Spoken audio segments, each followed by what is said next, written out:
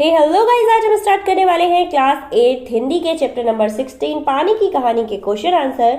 तो गाइस, जैसा कि मैं आपको हर वीडियो में बताती हूँ कि अगर आपको हिंदी के सारे चैप्टर के क्वेश्चन आंसर्स के वीडियो चाहिए तो मेरे डिस्क्रिप्शन में इसका प्लेलिस्ट दिया गया है यार, वहाँ जाकर चेक कर लो, थोड़ी सी जहमत उठाओ। और हाँ, इनके पीडीएफ लिंक चाहिए तो मेरी इंस्टा आईडी का लिंक भी आपको डिस्क्रिप्शन में मिल जाता है, वहाँ जाकर आप मुझे मैसेज कीजिए एंड इसका पीडीएफ लिंक मुझसे ले सकते हैं।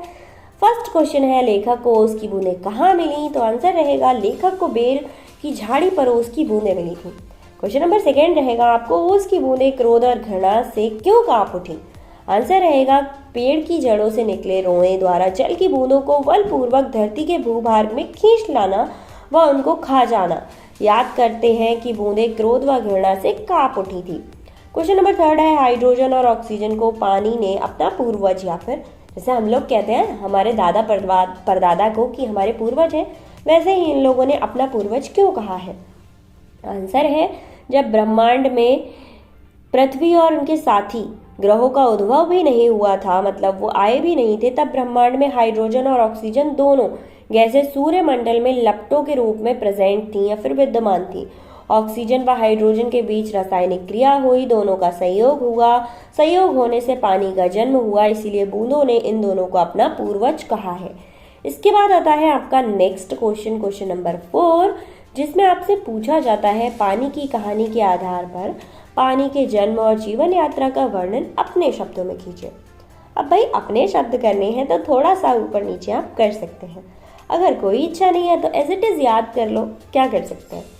आंसर है, पानी का जन्म हाइड्रोजन व ऑक्सीजन के बीच रासायनिक प्रक्रिया द्वारा हुआ था। जब ब्रह्मांड में सही है, ब्रह्मांड या फिर पृथ्वी उनके साथी ग्रह का उद्भव भी नहीं हुआ था, तब ब्रह्मांड में हाइड्रोजन व ऑक्सीजन दोनों गैसें सूर्यमंडल में लपटों के रूप में विद्यमान थी। किसके रूप में? लपटों के रूप में विद्यमान थी।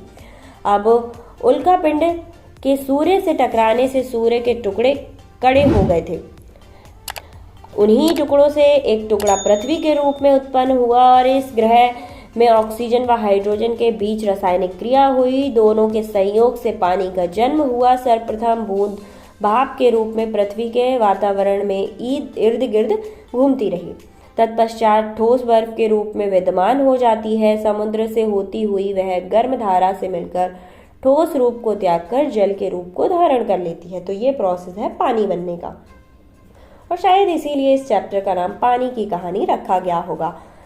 नेक्स्ट क्वेश्चन नंबर 5 पूछा गया है, कहानी के अंत और आरंभ हिस्से को स्वयं पढ़कर देखिए और बताइए कि ओस की बूंदें लेखक को आप बीती सुनाते हुए किसकी प्रतीक्षा कर रही हैं। आंसर है, कहानी के अंत और आरंभ के हिस्से को पढ़कर यह पता चलता है कि ओस की बूंदें सूर्य उदय की प्रतीक्षा कर रही हैं। क्वेश्चन नंबर 6 है, सूर्य के तट पर बसे नगरों में अधिक ठंड और गर्मी क्यों नहीं पड़ती? आंसर है, समुद्र के तट पर बसे नगरों में अधिक ठंड और गर्मी नहीं पड़ती क्योंकि वहाँ के वातावरण में सदा नमी होती है।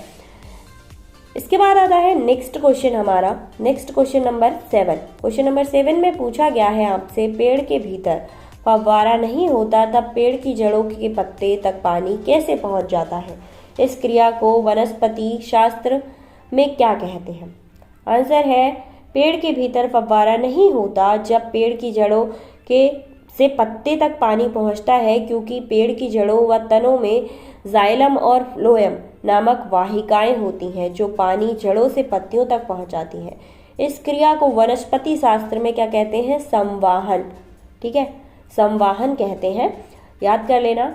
तो ये थे इस चैप्टर के ओनली 7 क्वेश्चन। आई होप आपको समझ आए होंगे। अगर आपको क्लास 8 के हिंदी के इम्पोर्टेंट क्वेश्चन चाहिए तो आप मुझे कमेंट कीजिए, मेरी इंस्टा आईडी पर जाकर फटाफट से फॉलो कर लो एंड इसकी पीडीएफ चाहिए तो वहीं जाकर मैसेज करो, पीडीएफ मिल जाएगा। मिलते हैं नेक्स्ट वीडियो में न्यू चैप्टर के क्वेश्चन आंसर के साथ, तब तक के लिए टेक केयर, बाय।